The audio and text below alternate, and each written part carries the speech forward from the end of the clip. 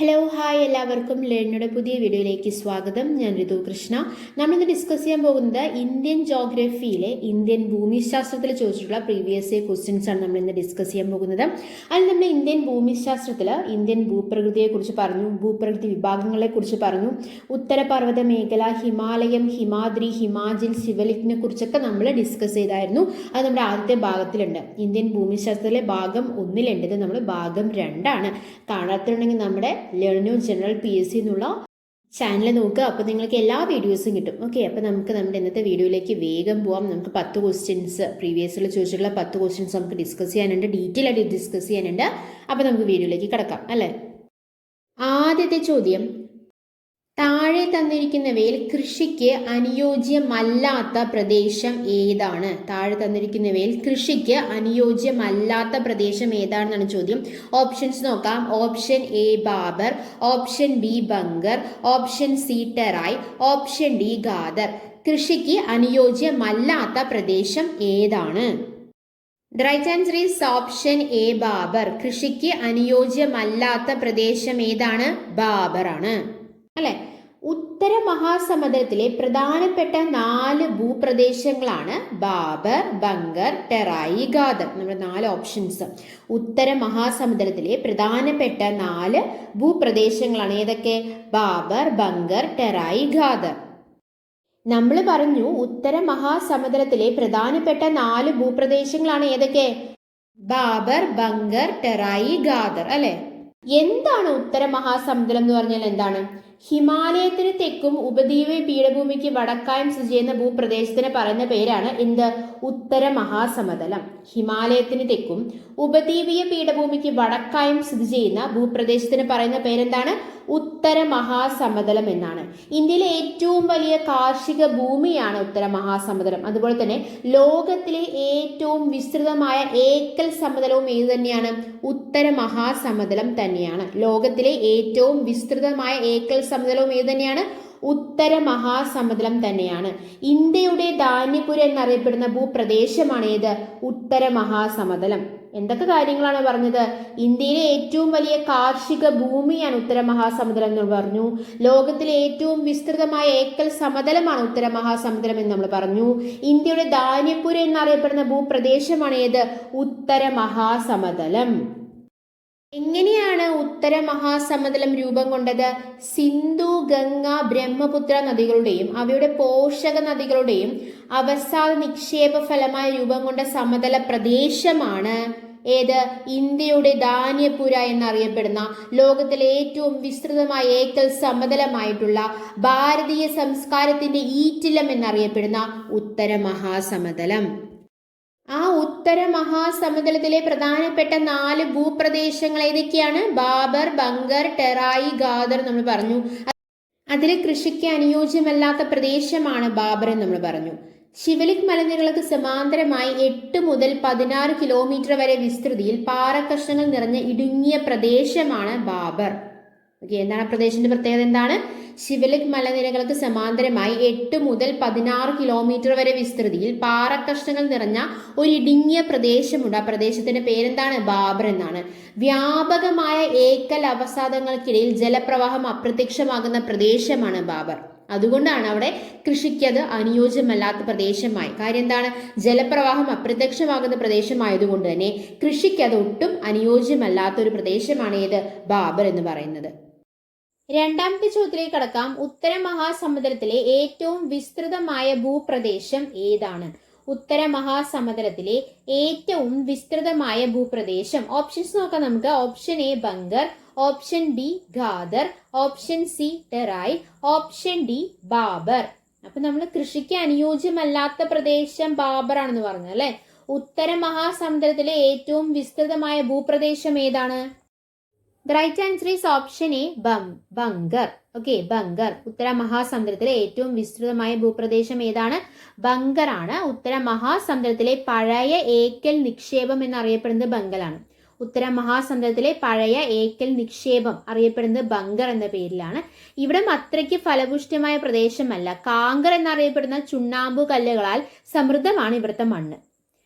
കാങ്കർ എന്നറിയപ്പെടുന്ന ചുണ്ണാമ്പു കല്ലുകളാൽ, അതായത് calcium carbonate, അതുകൊണ്ടാണ് അതിനെ കാങ്കർ എന്ന് പറയുന്നത്. സമൃദ്ധമാണ് എവിടുത്തെ മണ്ണ്? ബങ്കറിലെ മണ്ണ്. അപ്പോൾ ഉത്തര മഹാസമുദ്രത്തിലെ ഏറ്റവും വിസ്തൃതമായ ഭൂപ്രദേശം ഏതാണ്? ബങ്കർ ആണ്. നമ്മൾ പറഞ്ഞു ഉത്തര മഹാസമുദ്രത്തിലെ പ്രധാനപ്പെട്ട 4 ഭൂപ്രദേശങ്ങളാണ് ബാബർ, ബങ്കർ, ടെറായ്, ഖാദർ എന്ന് നമ്മൾ പറഞ്ഞു. അതിൽ ബാബറിന്റെ പ്രത്യേകത എന്താണ്? കൃഷിക്ക് അനുയോജ്യമല്ലാത്ത പ്രദേശമാണെന്ന് നമ്മൾ പറഞ്ഞു. ഉത്തര മഹാസമുദ്രത്തിലെ ഏറ്റവും വിസ്തൃതമായ ഭൂപ്രദേശമാണ് ബങ്കർ എന്ന് നമ്മൾ പറഞ്ഞു അല്ലെ. അപ്പൊ ബാഗറും ബങ്കറും എന്താന്ന് പറഞ്ഞു. അടുത്ത് നമുക്ക് ഖാദർ എന്താണെന്ന് നോക്കാം. ഉത്തര മഹാസമതലങ്ങളിൽ പുതുതായി നിക്ഷേപിക്കപ്പെടുന്ന ഏക്കൽ മണ്ണിനെ പറയുന്ന പേരാണ് ഖാദർ.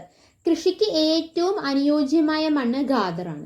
അപ്പൊ കൃഷിക്ക് അനുയോജ്യമല്ലാത്തത് ബാബർ ആണെങ്കിൽ കൃഷിക്ക് ഏറ്റവും അനുയോജ്യമായ മണ്ണ് എവിടെയാണ്? ഖാദറിലാണ്. കാൽഷ്യം അടങ്ങിയ ചുണ്ണാമ്പ് കല്ലുകൾ ഈ പ്രദേശത്ത് തീരെ ഇല്ലാത്തതിനാലാണ് ഇവിടെ കൃഷിക്ക് അനുയോജ്യമാകുന്നത്. കാൽഷ്യം തുടങ്ങിയ ചുണ്ണാമ്പ് കല്ലുകൾ ഇവിടെ അധികം ഇല്ല, അതുകൊണ്ട് തന്നെ ഖാദർ കൃഷിക്ക് അനുയോജ്യമാണ്. ഇനി ടെറായിനെ കുറിച്ച് പറയുകയാണെങ്കിൽ ബാബർ പ്രദേശത്ത് അപ്രത്യക്ഷമാകുന്ന ജലപ്രവാഹം വീണ്ടും ഉപരിതലത്തിൽ ദൃശ്യമാകുന്ന പ്രദേശമാണ് ടെറായ്. ബാബറിന് തെക്കായി അതിന് സമാന്തരമായി സ്ഥിതി ചെയ്യുന്ന സമതല ഭാഗമാണ് ടെറായ്. ബാബർ പ്രദേശത്തിന് തെക്ക് സസ്യജലങ്ങൾ തഴച്ചു വളരുന്ന ഒരു ഭൂപ്രദേശവും ഏത് തന്നെയാണ്? ടെറായ് തന്നെയാണ്.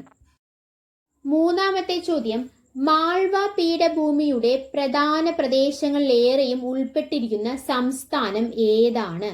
മാൾവ പീഠഭൂമിയുടെ പ്രധാന പ്രദേശങ്ങളിലേറെയും ഉൾപ്പെട്ടിരിക്കുന്ന സംസ്ഥാനം ഏതാണെന്നാണ് ചോദ്യം. ഓപ്ഷൻസ് നോക്കാം നമുക്ക്.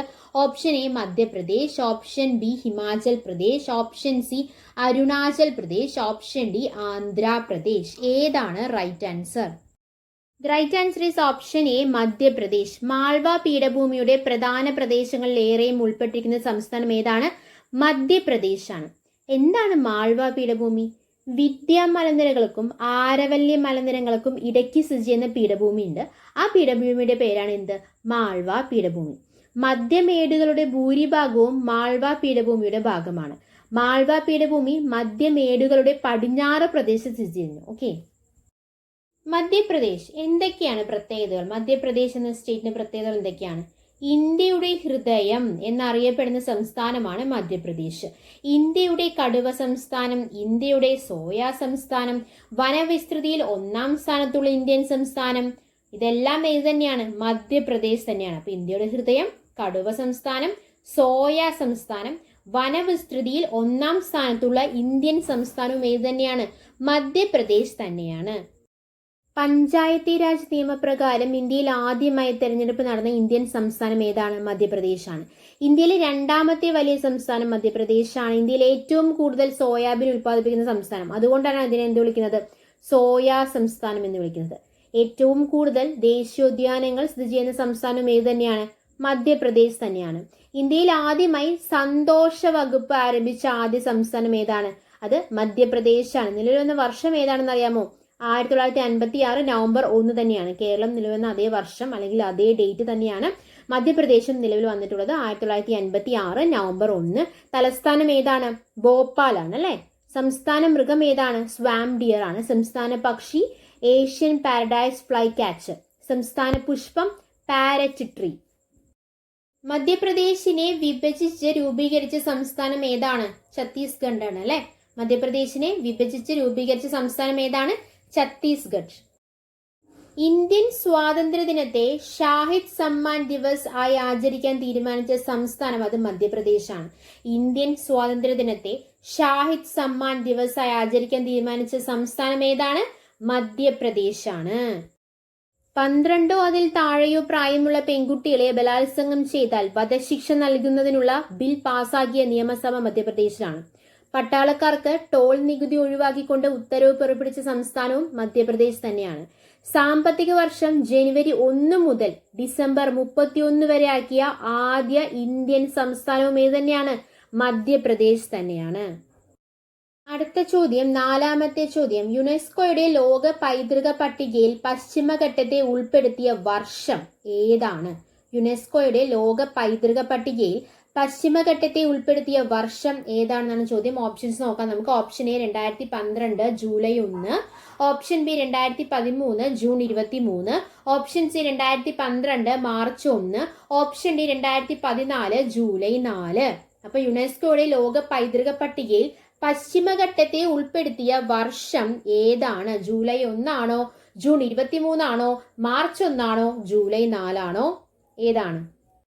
The right answer is option A 2012 July 1. യുനെസ്കോയുടെ ലോക പൈതൃക പട്ടികയിൽ പശ്ചിമഘട്ടത്തെ ഉൾപ്പെടുത്തിയ വർഷം ഏതാണ്?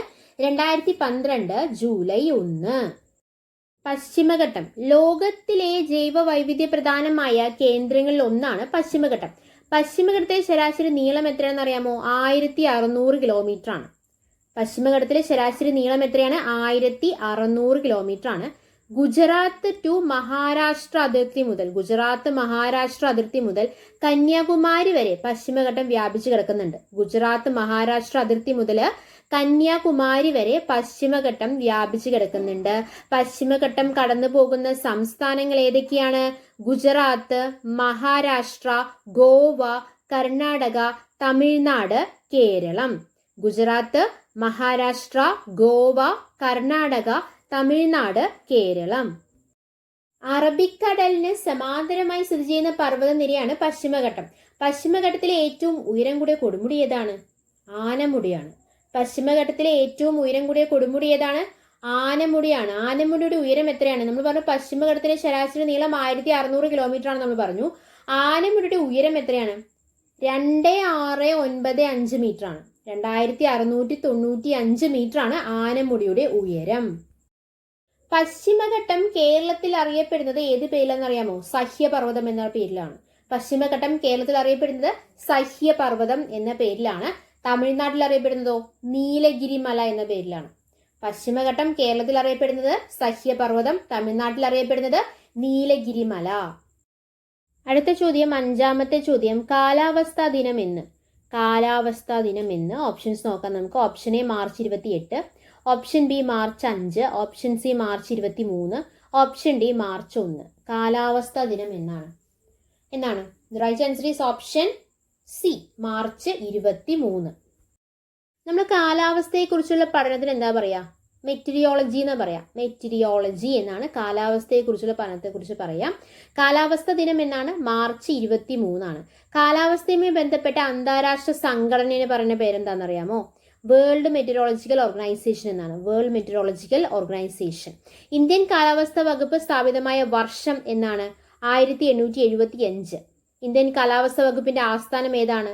മൗസം ഭവനാണ്. ന്യൂഡൽഹിയിലുള്ള മൗസം ഭവനാണ് ഇന്ത്യൻ കാലാവസ്ഥാ വകുപ്പിന്റെ ആസ്ഥാനം. ഇന്ത്യയുടെ കാലാവസ്ഥ പൊതുവെ അറിയപ്പെടുന്ന പേര് മൺസൂൺ കാലാവസ്ഥ എന്ന പേരാണ്. ഇന്ത്യയുടെ കാലാവസ്ഥ പൊതുവെ അറിയപ്പെടുന്ന പേരെന്താണ്? മൺസൂൺ കാലാവസ്ഥ എന്ന പേരാണ്. ഇന്ത്യയിലെ കൃഷിയെ നിയന്ത്രിക്കുന്നതിൽ മുഖ്യ പങ്ക് വഹിക്കുന്നത് തെക്ക് പടിഞ്ഞാറൻ മൺസൂൺ ആണ്. മൺസൂൺ എന്ന പദം ഋതുക്കൾ എന്നാണ് അർത്ഥം വരുന്നത്. അതായത് അറബി പദമായ മൗസിം എന്ന വാക്കിന് രൂപം കൊണ്ടതാണ് ഏത്? മൺസൂൺ. അറബി പദമാണ്, ഋതുക്കൾ എന്നാണ് മലയാള അർത്ഥം. അറബി പദമായ മൗസിം എന്ന വാക്കിന് രൂപം കൊണ്ടതാണ് ഏത്? മൺസൂൺ എന്ന പദം.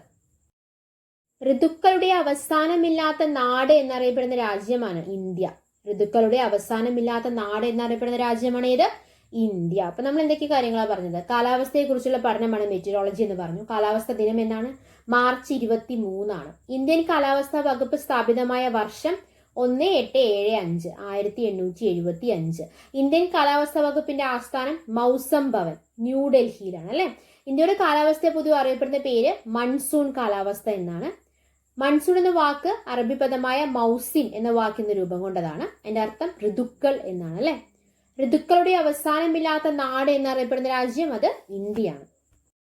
അടുത്ത ചോദ്യം, 6ാമത്തെ ചോദ്യം, ലക്ഷദ്വീപിലെ ആകെ ദ്വീപുകളുടെ എണ്ണം. ലക്ഷദ്വീപിലെ ആകെ ദ്വീപുകളുടെ എണ്ണം. ഓപ്ഷൻസ് നോക്കാം. Option A 63, option B 36, option C 43, option D 23. ലക്ഷദ്വീപിലെ ആകെ ദ്വീപുകളുടെ എണ്ണം 63 ആണോ, 36 ആണോ, 43 ആണോ, അതോ 23 ആണോ? The right answer is option B 36. ലക്ഷദ്വീപിലെ ആകെ ദ്വീപുകളുടെ എണ്ണം എത്രയാണ്? 36 ആണ്. ഉഷ്ണമേഖല പറുദീസ എന്നറിയപ്പെടുന്ന ഇന്ത്യൻ ദ്വീപാണ് ലക്ഷദ്വീപ്. ഉഷ്ണമേഖല പറുദീസ. അറബിക്കടലിൽ സ്ഥിതി ചെയ്യുന്ന ഇന്ത്യൻ ദ്വീപും ലക്ഷദ്വീപ് തന്നെയാണ്. ഇന്ത്യയുടെ പവിഴദ്വീപ്, കോറൽ ഐലൻഡ് എന്നറിയപ്പെടുന്നത് ഇത് തന്നെയാണ്? ലക്ഷദ്വീപ് തന്നെയാണ്. അപ്പൊ ഉഷ്ണമേഖല പറുദീസ, അറബിക്കടലിൽ സ്ഥിതി ചെയ്യുന്ന ഇന്ത്യൻ ദ്വീപ്, ഇന്ത്യയുടെ പവിഴദ്വീപ് അല്ലെങ്കിൽ കോറൽ ഐലൻഡ് എന്നൊക്കെ അറിയപ്പെടുന്ന ഏതാണ്? ലക്ഷദ്വീപാണ്. 1,00,000 ദ്വീപ് എന്നർത്ഥമാണ് ലക്ഷദ്വീപിനുള്ളത്. 1,00,000 ദ്വീപ്. ലക്ഷദ്വീപിലെ ആകെ ദ്വീപുകളുടെ എണ്ണം 36 ലക്ഷദ്വീപിലെ ഏറ്റവും വലിയ ദ്വീപ് ഏതാണ്? ആന്ത്രോത്താണ്. ലക്ഷദ്വീപിൽ ഏറ്റവും കൂടുതൽ ജനസംഖ്യയുള്ള ദ്വീപ് കവരത്തിയാണ്. ഒരു ഇമ്പോർട്ടൻ്റ് ആയിട്ടുള്ള കാര്യമാണ് പറയാൻ പോകുന്നത്. മാലിദ്വീപിനെ ലക്ഷദ്വീപിൽ നിന്നും വേർതിരിക്കുന്ന ചാനൽ ഏതാണ്? മാലിദ്വീപിനെ ലക്ഷദ്വീപിൽ നിന്നും വേർതിരിക്കുന്നത് 8 ഡിഗ്രി ചാനലാണ്. മാലിദ്വീപിനെ ലക്ഷദ്വീപിൽ നിന്നും വേർതിരിക്കുന്നത് 8 ഡിഗ്രി ചാനലാണ്.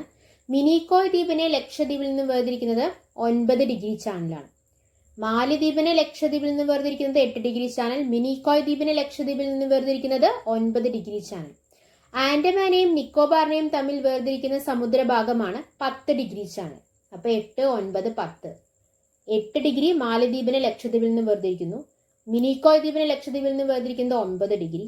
ആൻഡമാനെയും നിക്കോബാറിനെയും തമ്മിൽ വേർതിരിക്കുന്ന സമുദ്രഭാഗം 10 ഡിഗ്രി ചാനൽ. അടുത്ത ചോദ്യം, 7ാമത്തെ ചോദ്യം, ഇന്ത്യയിലെ ഏറ്റവും കൂടുതൽ വനമുള്ള സംസ്ഥാനം ഏതാണ്? ഇന്ത്യയിലെ ഏറ്റവും കൂടുതൽ വനമുള്ള സംസ്ഥാനം നമ്മൾ പറഞ്ഞു കഴിഞ്ഞായിരുന്നു. ഓപ്ഷൻസ് നോക്കാം. Option A Madhya Pradesh, option B Arunachal Pradesh, option C Haryana, option D Andhra Pradesh. അപ്പൊ ഇന്ത്യയിലെ ഏറ്റവും കൂടുതൽ വനമുള്ള സംസ്ഥാനം ഏതാണ്? Right answer is option A മധ്യപ്രദേശാണ്. ഏറ്റവും കൂടുതൽ വനമുള്ള സംസ്ഥാനം അത് മധ്യപ്രദേശാണ്. ഓപ്ഷൻ ബി നോക്കിക്കേ, അരുണാചൽ പ്രദേശ്. ഇന്ത്യയിലെ ഏറ്റവും കൂടുതൽ വനമുള്ള 2ാമത്തെ സംസ്ഥാനമാണ് അരുണാചൽ പ്രദേശ്. അപ്പൊ ഏറ്റവും കൂടുതൽ വനമുള്ള സംസ്ഥാനം മധ്യപ്രദേശാണ്. ഏറ്റവും കൂടുതൽ വനമുള്ള 2ാമത്തെ സംസ്ഥാനം ചോദിക്കുകയാണെങ്കിൽ അതേതാണ്? അരുണാചൽ പ്രദേശാണ്. ഇനി 3ാമത്തെ ഓപ്ഷൻ ഹരിയാന കൊടുത്തിട്ടുണ്ടല്ലേ. ഇന്ത്യയിലെ ഏറ്റവും കുറവ് വനമുള്ള സംസ്ഥാനമാണ് ഹരിയാന. 3 ഓപ്ഷൻസ് 3 ക്വസ്റ്റ്യൻസ് ഒരൊറ്റ ക്വസ്റ്റ്യൻസ് കിട്ടിയിരിക്കുകയാണ്. ഏറ്റവും കൂടുതൽ വനമുള്ള സംസ്ഥാനം അത് മധ്യപ്രദേശ്, ഏറ്റവും കൂടുതൽ വനമുള്ള 2ാമത്തെ സംസ്ഥാനം അത് അരുണാചൽ പ്രദേശ്, ഏറ്റവും കുറവ് വനമുള്ള സംസ്ഥാനം അത് ഹരിയാന. ഓപ്ഷൻ സി ഹരിയാന അല്ലെ. നമ്മുടെ ആൻസർ ഏതാണ്? ഓപ്ഷൻ എ മധ്യപ്രദേശാണ്. കാര്യം ക്വസ്റ്റ്യൻ എന്താണ്? ഏറ്റവും കൂടുതൽ വനമുള്ള സംസ്ഥാനം ഏതാണെന്നാണ് ചോദ്യം. അപ്പൊ നമ്മുടെ ആൻസർ ഏതാണ്? മധ്യപ്രദേശാണ്. ഏറ്റവും കൂടുതൽ വനമുള്ള സംസ്ഥാനം മധ്യപ്രദേശാണ് നമ്മൾ പറഞ്ഞു. ഏറ്റവും കൂടുതൽ വനമുള്ള കേന്ദ്രഭരണ പ്രദേശം ഏതാണ്? അത് ജമ്മു ആൻഡ് കശ്മീരാണ്. ഇനി അടുത്തത്, ഇന്ത്യൻ വന നിയമം നിലവിൽ വന്നത് ഏത് വർഷമാണ്? കുറച്ച് വർഷങ്ങൾ, വളരെ ഇമ്പോർട്ടൻ്റ് ആയിട്ടുള്ള കുറച്ച് വർഷങ്ങളാണ് നമ്മൾ പറയാൻ പോകുന്നത്. ഇന്ത്യൻ വന നിയമം നിലവിൽ വന്നത് 1927-നാണ്. 1927-നാണ് ഇന്ത്യൻ വന നിയമം നിലവിൽ വന്നത്. ഇനി 27 തിരിച്ചിട്ടാൽ 72. അതേതാണ്? ഇന്ത്യൻ വന്യജീവി സംരക്ഷണ നിയമം നിലവിൽ വന്നതാണ്. ഇന്ത്യൻ വന നിയമം നിലവിൽ വന്നത് 1927. 27 തിരിച്ചിട്ടാൽ 72. അതെന്താണ്? ഇന്ത്യൻ വനജീവി സംരക്ഷണ നിയമം നിലവിൽ വന്ന വർഷമാണ് 1972. ഇനി ഒന്ന് കൂട്ടിയാൽ 73. അത് പ്രൊജക്ട് ടൈഗർ നിലവിൽ വന്ന വർഷമാണ് ഏത്? 1973. ഇനി 1980 ഇന്ത്യൻ വന സംരക്ഷണ നിയമം നിലവിൽ വന്നു. 1980 എന്താണ്? ഇന്ത്യൻ വന സംരക്ഷണ നിയമം നിലവിൽ വന്നു. പരിസ്ഥിതി സംരക്ഷണ നിയമം 1986-ലാണ് വന്നത്. പ്രൊജക്ട് എലിഫന്റ് 1992 വന്നു. പ്രൊജക്ട് എലിഫന്റ് 1992 വന്നു. ജൈവ വൈവിധ്യ നിയമം വന്നത് 2002-ലാണ്. Project rhino 2011-ലാണ്.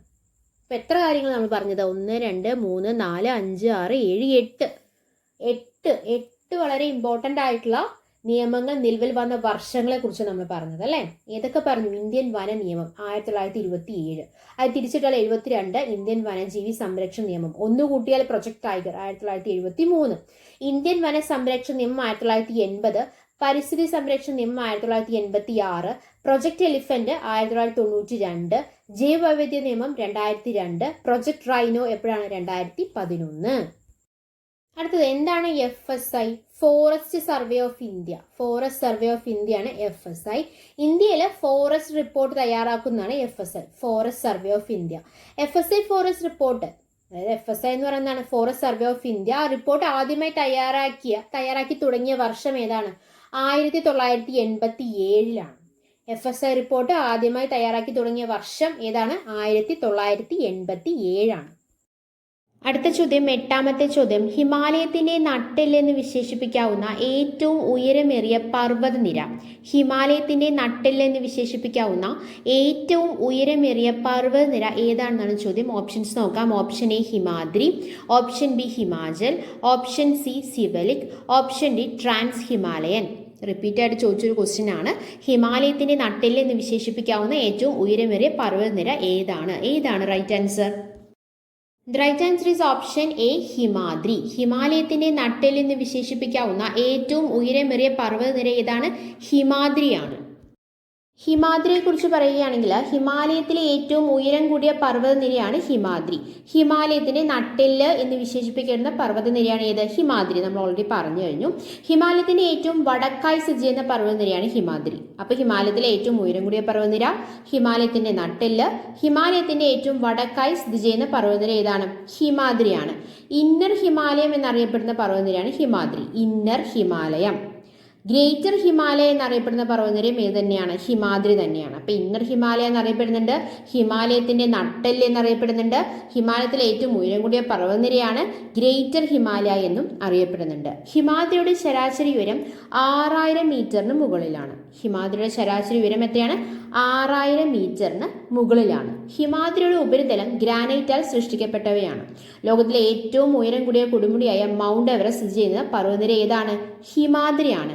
മൗണ്ട് എവറസ്റ്റ് സ്ഥിതി ചെയ്യുന്ന രാജ്യം ഏതാണെന്ന് അറിയാമോ? നേപ്പാളാണ്.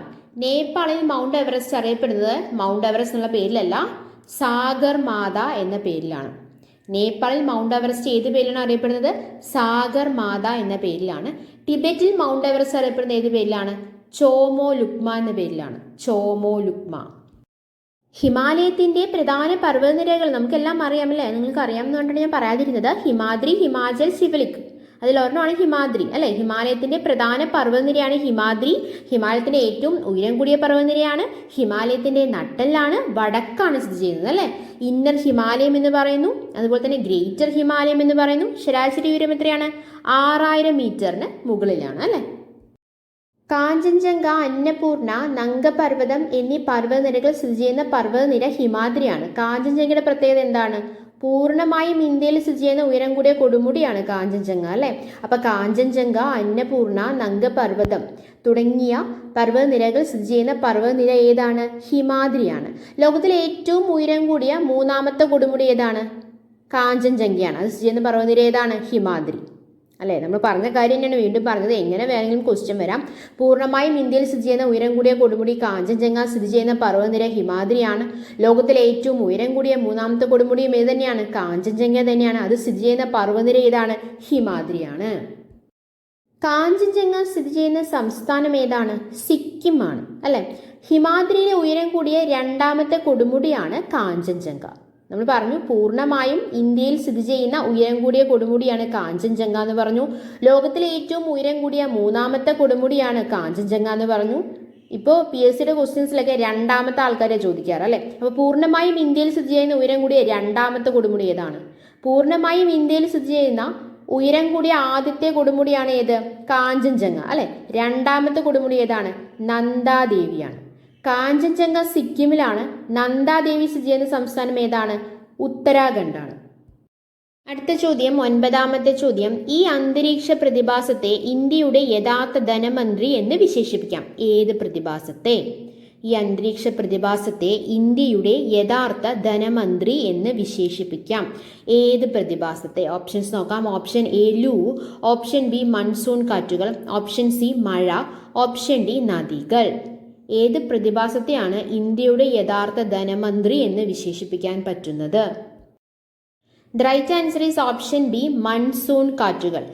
മൺസൂൺ കാറ്റുകളെയാണ് ഇന്ത്യയുടെ യഥാർത്ഥ ധനമന്ത്രി എന്ന് വിശേഷിപ്പിക്കാൻ പറ്റുന്ന പ്രതിഭാസം ഏതാണ്? മൺസൂൺ കാറ്റുകളാണ്. നമ്മളിതിൽ കാറ്റുകളെ കുറിച്ച് പറയുമ്പോൾ വേനൽക്കാലത്ത് വീശുന്ന ചില പ്രസിദ്ധമായ കാറ്റുകളെ കുറിച്ച് പറയേണ്ടതുണ്ട്. അത് വളരെ ഇമ്പോർട്ടൻ്റ് ആണ്, ചോദിക്കാറുണ്ട്. അതിലൊരെണ്ണമാണ് മാംഗോ ഷവർ. കർണാടക, കേരളം എന്നിവിടങ്ങളിൽ ഉഷ്ണകാലത്ത് വീശുന്ന പ്രാദേശിക വാദമാണ് മാംഗോ ഷവർ. ഈ കാറ്റ് വീശുമ്പോൾ മാമ്പഴങ്ങൾ പൊഴിയുന്നതിനാലാണ് ഇവയ്ക്ക് മാംഗോ ഷവർ എന്ന പേര് വന്നത്. Mango shower. കർണാടകയിലെ കാപ്പിത്തോട്ടങ്ങളെ ഈ മഴ സഹായിക്കുന്നതിനാൽ ചെറി ബ്ലോസം എന്നും അറിയപ്പെടാറുണ്ട് മാംഗോ ഷവർ. ഇത്തരം മഴയെ ഏപ്രിൽ മഴ അല്ലെങ്കിൽ വേനൽ മഴ എന്നറിയപ്പെടുന്നു. മാംഗോ ഷവർ ഉണ്ടാകാൻ കാരണം ബംഗാൾ ഉൾക്കടലിലെ കൊടുങ്കാറ്റാണ്. അപ്പോൾ കർണാടക, കേരളം എന്നിവിടങ്ങളിൽ ഉഷ്ണകാലത്ത് വീശുന്ന പ്രാദേശിക വാദം അല്ലെങ്കിൽ കാറ്റാണ് ഏത്? മാംഗോ ഷവർ അല്ലേ. മാമ്പഴങ്ങൾ പൊഴിയുന്നതിലാണ് മാംഗോ ഷവർ എന്ന പേര് കിട്ടിയിരിക്കുന്നത്. കർണാടകയിലെ കാപ്പിത്തോട്ടങ്ങളെ ഈ മഴ സഹായിക്കുന്നതിന് അവിടുത്തെ പേരെന്താണ്? ചെറി ബ്ലോസം എന്നാണ് അറിയപ്പെടുന്നത്. നമ്മൾ മാംഗോ ഷവർ എന്താന്ന് പറഞ്ഞു. അടുത്ത ബ്ലോസം ഷവറാണ്. കേരളത്തിലും സമീപ പ്രദേശങ്ങളിലും കാപ്പിച്ചെടി പൂക്കാൻ കാരണമാകുന്നതിലാണ് ബ്ലോസം ഷവർ എന്ന പേര് ലഭിച്ചത്. Blossom shower. അടുത്തത് കാൽബൈശാഖി അല്ലെങ്കിൽ നോർവെസ്റ്ററുകൾ. അസം, ബംഗാൾ എന്നിവിടങ്ങളിൽ ഉണ്ടാകുന്ന ഇടിയോടുകൂടിയ പേമാരിയാണ് കാൽബൈശാഖി. കാൽബൈശാഖി അറിയപ്പെടുന്ന മറ്റൊരു പേരാണ് ഏത്? നോർവെസ്റ്ററുകൾ എന്ന് പറയുന്ന പേര്. തേയില, ചണം, നെല്ല് എന്നിവയുടെ കൃഷിയെ ഈ മഴ സഹായിക്കുന്നുണ്ട്. അസമിൽ ഇവ ബർദോയി ചില എന്നും അറിയപ്പെടുന്നുണ്ട്. അടുത്തത് ലൂ ആണ്. എന്താണ് ലൂ? ഇന്ത്യൻ ഉത്തര സമതലങ്ങളിൽ വീശുന്ന വരണ്ട ഉഷ്ണക്കാറ്റാണ് ലൂ. ഇന്ത്യൻ ഉത്തര സമതലങ്ങളിൽ വീശുന്ന വരണ്ട ഉഷ്ണക്കാറ്റാണ് ലൂ. ഇന്തോ ഗംഗാ സമതലങ്ങളിലും വടക്കൻ ഇന്ത്യയിലും പാകിസ്ഥാനിലോട്ടും വീശുന്ന കാറ്റാണ് ലൂ. ഈ കാറ്റുകൾ ശക്തമായി വീശുന്ന മാസങ്ങൾ ഏതൊക്കെയാണെന്ന് അറിയാമോ? മെയ്യും ജൂണുമാണ്. ഈ കാറ്റുകൾ ശക്തമായി വീശുന്ന മാസങ്ങൾ ഏതൊക്കെയാണ്? മെയ്, ജൂൺ ആണ്. ഇന്ത്യൻ ഉപഭൂഖണ്ഡത്തിലെ മരുഭൂമികളിൽ നിന്നാണ് ലൂ രൂപം കൊള്ളുന്നത്. അവസാനത്തെ ചോദ്യം, 10ാമത്തെ ചോദ്യം. താഴെ പറയുന്നവയിൽ പാരമ്പര്യേതര ഊർജ വിഭാഗത്തിൽ പെടാത്തത് ഏതാണ്? ഓപ്ഷൻസ് നോക്കാം നമുക്ക്. ഓപ്ഷൻ എ സൗരോർജം, ഓപ്ഷൻ ബി പ്രകൃതിവാതകം, ഓപ്ഷൻ സി കാറ്റ്, ഓപ്ഷൻ ഡി തിരമാല. ഏതാണ് right answer? The right answer is option B പ്രകൃതിവാതകം. പാരമ്പര്യേതര ഊർജ വിഭാഗത്തിൽ പെടാത്തത് ഏതാണ്? പ്രകൃതിവാതകമാണ്. ഓക്കെ, അപ്പോൾ നമ്മൾ ഇന്ത്യൻ ജോഗ്രഫിയിലെ ഇന്ത്യൻ ഭൂമിശാസ്ത്രത്തിൽ ചോദിച്ചിട്ടുള്ള പ്രീവിയസ് ഇയർ ക്വസ്റ്റ്യൻസ് ആണ് നമ്മൾ ഇന്ന് ഡിസ്കസ് ചെയ്തത്. എന്തൊക്കെ കാര്യങ്ങളാണ് നമ്മൾ പറഞ്ഞത്? ഉത്തര മഹാസമുദ്രത്തിലെ പ്രധാനപ്പെട്ട 4 ഭൂപ്രദേശങ്ങൾ ഏതൊക്കെയാണ്? മറന്നോ? ബാബർ, ബങ്കർ, ടെറായി, ഗാദർ അല്ലേ? അതിൽ കൃഷിക്ക് അനുയോജ്യമല്ലാത്ത പ്രദേശം ഏതാണ്? ബാബർ ആണ് അല്ലേ? വ്യാപകമായ ഏക്കൽ അവസാദകൾക്കിടയിൽ ജലപ്രവാഹം അപ്രത്യക്ഷമാകുന്ന പ്രദേശം ഏതാണ്?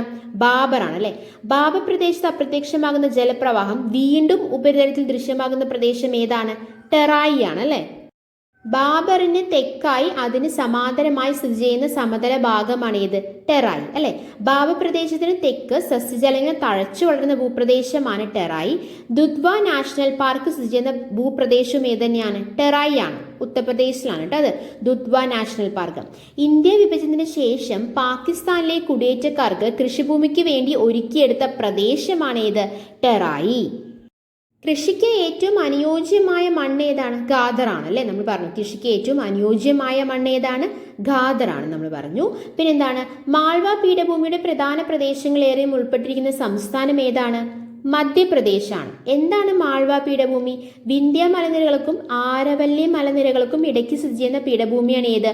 മാൾവ പീഠഭൂമി അല്ലെ? മധ്യമേടുകളുടെ ഭൂരിഭാഗവും മാൾവ പീഠഭൂമിയുടെ ഭാഗമാണ് നമ്മൾ പറഞ്ഞു. മാൾവ പീഠഭൂമി എവിടെയാണ് സ്ഥിതി ചെയ്യുന്നത്? മധ്യമേടുകളുടെ പടിഞ്ഞാറ് പ്രദേശത്താണ് സ്ഥിതി ചെയ്യുന്നത് അല്ലെ? ഉഷ്ണമേഖലാ പറുദീസ എന്നറിയപ്പെടുന്ന ഇന്ത്യൻ ദ്വീപ് ഏതാണ്? ലക്ഷദ്വീപാണ് അല്ലെ? അറബിക്കടലിൽ സ്ഥിതി ചെയ്യുന്ന ഇന്ത്യൻ ദ്വീപ് ഇത് തന്നെയാണ്, ലക്ഷദ്വീപ് തന്നെയാണ്. ഇന്ത്യയുടെ പവിഴദ്വീപ് എന്നറിയപ്പെടുന്നത് ഏതാണ്? ലക്ഷദ്വീപാണ്. പവിഴദ്വീപ് എന്ന് പറയുമ്പോൾ കോറൽ ഐലൻഡ്. ലക്ഷദ്വീപുകളുടെ ആകെ ദ്വീപുകളുടെ എണ്ണം എത്രയാണ്? ലക്ഷദ്വീപിലെ ആകെ ദ്വീപുകളുടെ എണ്ണം 63 ആണോ 36 ആണോ? 36. ലക്ഷദ്വീപിലെ ഏറ്റവും വലിയ ദ്വീപ് ആന്ത്രോത്താണ്. ലക്ഷദ്വീപിലെ ഏറ്റവും കൂടുതൽ ജനസംഖ്യയുള്ള ദ്വീപ് ഏതാണ്? കവരത്തിയാണ്. ജനവാസമുള്ള ഏറ്റവും ചെറിയ ദ്വീപ് ഏതാണ്? ബിത്രയാണ് നമ്മൾ പറഞ്ഞു. ലക്ഷദ്വീപിലെ ഏറ്റവും തെക്കായി സ്ഥിതി ചെയ്യുന്ന ദ്വീപ് ഏതാണ്? മിനിക്കോയാണ് അല്ലെ? കാലാവസ്ഥാ ദിനം എന്നാണ്? മാർച്ച് 23 കാലാവസ്ഥയെക്കുറിച്ചുള്ള പഠനം മെറ്റീരിയോളജി. ഇന്ത്യൻ കാലാവസ്ഥാ വകുപ്പ് സ്ഥാപിതമായ വർഷം 1875 അല്ലെ?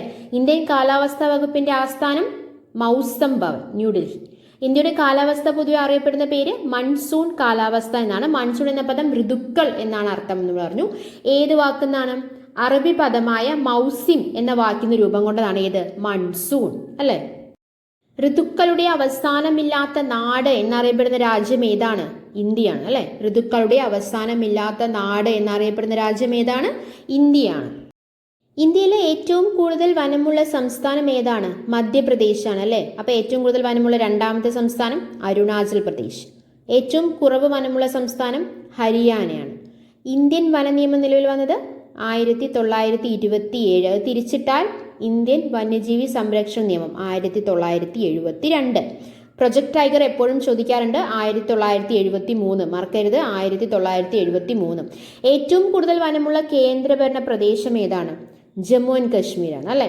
പരിസ്ഥിതി സംരക്ഷണ നിയമം എന്നാണ്? 1986. Project elephant 1992. ജൈവവൈവിധ്യ നിയമം 2002. Project rhino 2011. അല്ലേ? ക്ലിയർ അല്ലേ? ഇന്ത്യൻ ഫോറസ്റ്റ് റിപ്പോർട്ട് തയ്യാറാക്കുന്നത് FSI ആണ്. FSI എന്ന് പറഞ്ഞാൽ എന്താണ്? ഫോറസ്റ്റ് സർവേ ഓഫ് ഇന്ത്യ ആണ്. FSI റിപ്പോർട്ട് ആദ്യമായി തയ്യാറാക്കി തുടങ്ങിയ വർഷം 1987 ആണ്. അങ്ങനെ നമ്മൾ കുറേ കാര്യങ്ങൾ നമ്മൾ ഡിസ്കസ് ചെയ്തു. 10 ക്വസ്റ്റ്യൻസ് ആണെങ്കിലും കുറേ അധികം പോയിന്റുകൾ നമ്മൾ പറഞ്ഞു.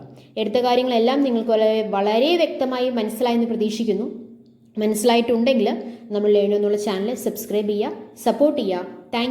Thanks for your time. By.